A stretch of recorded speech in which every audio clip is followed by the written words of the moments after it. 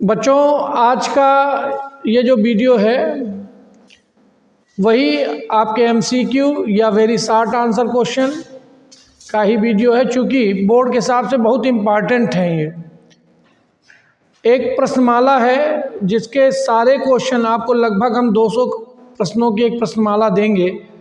प्रतिदिन 10 क्वेश्चन का एक वीडियो रहता है, इससे 200 क्वेश्चन आपको हम विभिन्न चैप्टरों से देंगे, जिनमें से 100% निश्चित है कि ये क्वेश्चन आपको बोर्ड परीक्षा में मिलेंगे, चाहे तो वो परीक्षा यूपी बोर्ड की हो, चाहे तो वो परीक्षा सीबीएसई बोर्ड की हो, चाहे तो आईसीएसई की हो।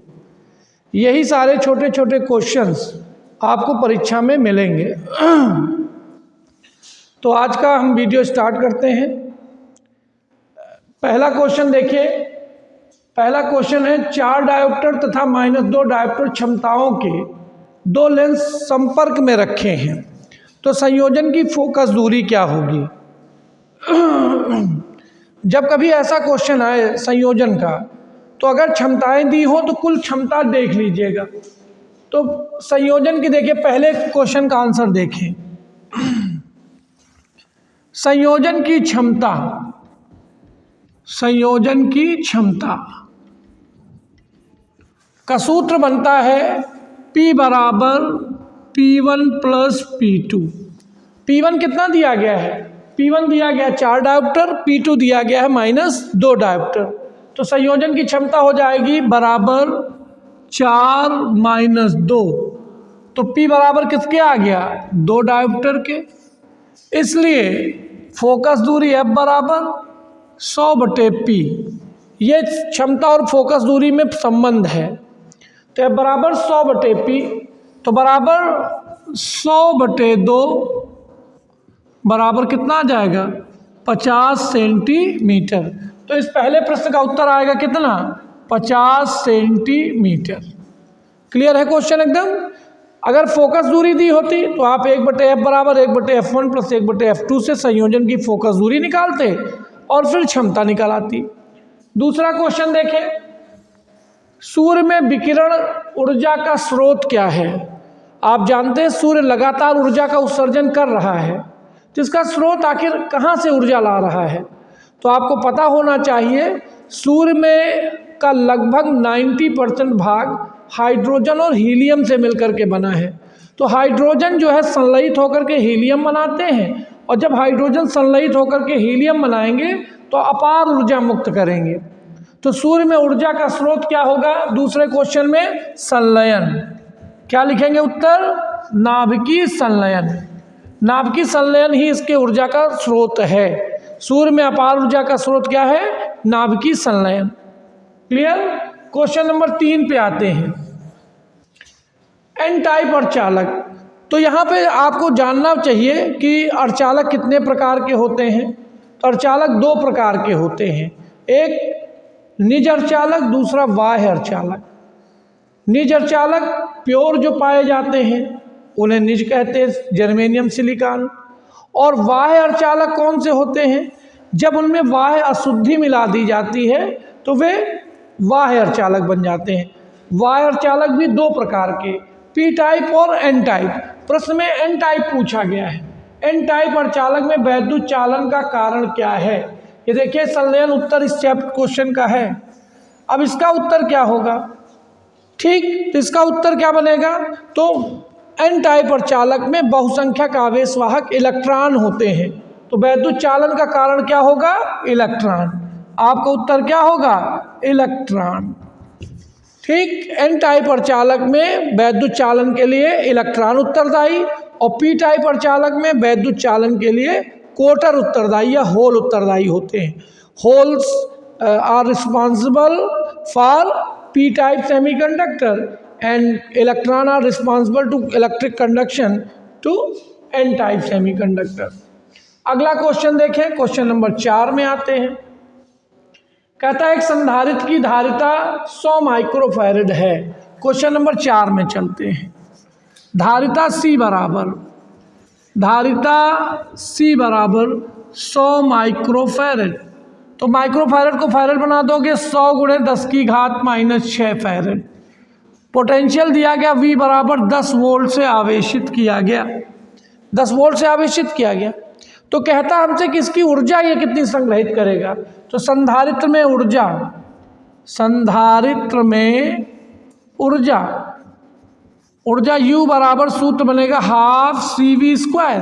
C की वैल्यू ये रखी, V की वैल्यू ये रखी, तो बराबर 1/2 100 × 10 की घात -6 × 10 × 10। तो देखो यहाँ से बच्चों 2 पंचे 10, 1 2 3 घट जाएगा, तो U बराबर 5 × 10 की घात -3 जूल। संधारित्र कितनी ऊर्जा संग्रहित करेगा? 5 × 10 की घात -3 जूल। ये था आपका क्वेश्चन नंबर 4 का उत्तर। क्वेश्चन नंबर 5 चलते हैं। धातुओं के मुक्त इलेक्ट्रॉन के अपवाह वेग को किससे लिखते हैं? VD से। और शांतिकाल टाउ, इनमें क्या संबंध है? अपवाह वेग और शांतिकाल में क्या संबंध है, इसको हमें देखना है। ठीक है ना? तो आइए देखें इनमें क्या संबंध होने वाला है। तो हम लोग एक सूत्र पढ़ रखे हैं, देखिए ये सूत्र सबको याद है। क्वेश्चन नंबर 5 का आंसर देखें। एक सूत्र पढ़ा है, धारा अनुगमन वेग में संबंध, I बराबर LEA/VD। ये VD है आपका अपवाह वेग और I है धारा। बराबर I बराबर पढ़ रखे हैं V/R के, बराबर V/R बराबर पढ़ रखे हैं ml/Ne² टाउ के। तो यहाँ पर देखो NeA/VD बराबर V ×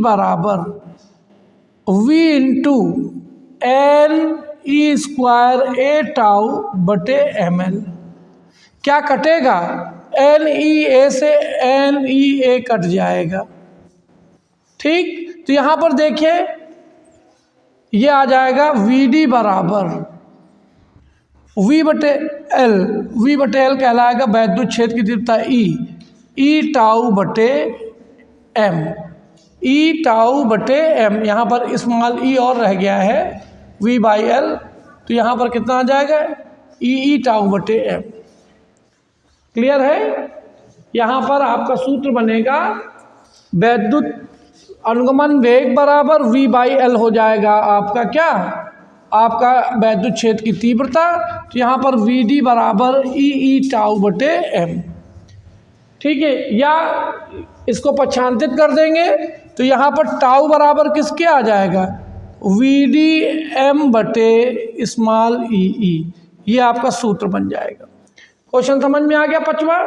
6वां क्वेश्चन देखिए। 6वां क्या रहा है? कुछ विद्युत चुम्बकीय तरंगे दी गई हैं। इन विद्युत चुम्बकीय तरंगों को तरंगदैर्घ्य के घटते क्रम में लिखना है। तो आपको विद्युत चुम्बकीय स्पेक्ट्रम पता होगा। विद्युत चुम्बकीय स्पेक्ट्रम में 7 प्रकार की तरंगें पाई जाती हैं, जिसमें सबसे कम तरंगदैर्घ्य गामा की होती है, उससे ज़्यादा एक्स किरणों की, उससे ज़्यादा परावैंगनिक यानी अल्ट्रावायलेट की, अल्ट्रावायलेट से ज़्यादा दृश्य प्रकाश यानी विजिबल की, और विजिबल से ज़्यादा आपकी औरक्त यानी इंफ्रारेड की, उससे ज़्यादा तरंगदैर्घ्य सूक्ष्म तरंगों की यानी माइक्रो तरंगों की, और सबसे ज़्यादा तरंगदैर्घ्य रेडियो की होती है। तो ऐसी 7 तरंगें हो गई। यहाँ पे हमको 4 तरंगें दी गई हैं, रेडियो, एक्स किरणें, गामा किरणें व सूक्ष्म तरंगें। तरंगदैर्घ्य के घटते क्रम में लिखना है। घटते क्रम में यानी सबसे पहले सबसे बड़ी तरंगदैर्घ्य। तो रेडियो तरंग सबसे बड़ी, तो सबसे पहले आ जाएगी, तो रेडियो तरंग। उसके बाद फिर उससे कम तरंगदैर्घ्य है सूक्ष्म तरंगों की, सूक्ष्म तरंग। उससे कम है किसकी? एक्स किरणों की, दी गई किरणों में बता रहे हैं। और सबसे कम है गामा किरणों की। ये गामा का चिन्ह है, ये एक्स का चिन्ह है। ठीक, तो ये तरंगदैर्घ्यों का क्या हो गया? घटता क्रम। अगर बढ़ता क्रम होता तो इसी का उल्टा लिख देते। समझ में आ गया? क्वेश्चन नंबर 7 में चले। कहता मुक्त आकाश में 3 × 10 की घात 19 हर्ट्ज की आवृत्ति। ये दोनों प्रश्न देखिए एक ही चैप्टर से, विद्युत चुम्बकीय तरंगों से। इतनी है तो इसकी तरंगदैर्घ्य क्या होगी? आवृत्ति दी गई है। क्वेश्चन नंबर 7 में देखें, आवृत्ति न्यू बराबर दिया गया है न्यू बराबर दिया गया कितना 3 × 10⁻19 हर्ट्ज। लैम्डा पूछा गया है, तो लैम्डा बराबर जितनी भी विद्युत चुंबकीय तरंगे हैं सब प्रकाश की चाल से चलती हैं, तो लैम्डा बराबर c/न्यू। तो 3 × 10⁸ और बटे 3 × 10⁻19, 3 से 3 कट गया तो बराबर 1 × 10⁻11 मीटर, या हम लोग लिख सकते हैं 0.1 एंगस्ट्रॉम। प्रश्न ये भी आता है ये किस श्रेणी की तरंग है, तो गामा किरणें हैं। गामा किरणों की तरंग दैर्घ्य जो है वो 0.1 एंगस्ट्रॉम होती है, ठीक है ना। तो ये आ जाएगा 7वें का आंसर। 8वां देखिए, परमाणु का परिभ्रमण करते इलेक्ट्रॉन का चुंबकीय आघूर्ण कितना होगा, ये 8वें क्वेश्चन में। तो चुंबकीय आघूर्ण को हम लोग परमाणु के लिए म्यू से लिखते हैं, और म्यू बराबर होता है I × A। चुंबकीय द्विध्रुव आघूर्ण म्यू बराबर I × A। I है धारा, परमाणु में इलेक्ट्रॉन घूम रहा है, तो धारा घूम इलेक्ट्रॉन के चलने के कारण तो इलेक्ट्रॉन घूमेगा तो E/T × πr²। अब परिक्रमण काल T तो पता नहीं, टाइम पीरियड नहीं पता है, तो T को हम लोग लिख सकते हैं E/T को लिख सकते हैं एक चक्कर में चली गई दूरी और बटे उसकी चाल × πr²। देखो पाई से पाई कट गया, r से r कट गया, तो यहाँ पर कितना आ जाएगा आपका mu बराबर सूत्र बनेगा EV/2। ये चुंबकीय द्विध्रुव आघूर्ण का सूत्र बन गया। किसी परमाणु में परिभ्रमण करते इलेक्ट्रॉन का चुंबकीय द्विध्रुव आघूर्ण कितना होगा, तो आपका आंसर क्या होगा EV/2, EV/2। क्लियर। E क्या है, इलेक्ट्रॉन का आवेश, V क्या है, इलेक्ट्रॉन का वेग, R क्या है, उस कक्षा की त्रिज्या। नया क्वेश्चन चले 9वां नंबर। एक तार का प्रतिरोध 8 ओम है, इसकी लंबाई खींचकर 2 गुनी कर दी जाए। तो हमने कल ही पढ़ाया था 9 नंबर में, देखें ये क्वेश्चन कई बार रिपीट हुआ है परीक्षा में। तो जब तार को खींच करके बढ़ाया जाए तो R = L², प्रतिरोध उसकी लंबाई के वर्ग के गुने में बढ़ेगा। तो यहाँ पर कितना आ जाएगा, बराबर R1/R2 बराबर L1/L2 बराबर 1/2 का वर्ग। तो R1 का मान 8, तो यहाँ पर आ जाएगा बराबर 1/4। तो R2 बराबर 4R1 बराबर 4 × 8 × 32 ओम। R1 का R2 की वैल्यू कितना आ जाएगा 32 ओम। इस आज का लास्ट क्वेश्चन कहता है समान आवृत्ति की 2 तरंगों के आयामों का अनुपात, आयाम माने एम्पलीट्यूड, 5:3 है। तो विकिरण क्षेत्र में महत्तम और न्यूनतम तीव्रताओं का अनुपात बताइए। हमें दिया गया है, हम देखिए चूँकि बोर्ड हमारा छोटा पड़ रहा है, हम यहाँ पे उत्तर लिख रहे हैं। 10 नंबर का आंसर यहाँ देखें, चूँकि सारे आंसर एक साथ आपको डिस्प्ले होते रहे, मिटाना ना पड़े, इसलिए हम 10वां यहाँ लगाए देते हैं। हमें गिवन है A1/A2 5/3 दिया गया है। इट क्वेश्चन नंबर 10 का आंसर देख रहे हैं हम लोग। 5/3 दिया गया है, I मैक्सिमम बटे I मिनिमम पूछा जा रहा है। बहुत अच्छा क्वेश्चन है, कई बार एग्जाम में पूछा गया है। I मैक्सिमम बटे I मिनिमम, इसका डायरेक्ट फार्मूला होता है A1 + A2 का whole square upon A1 - A2 का होल स्क्वायर।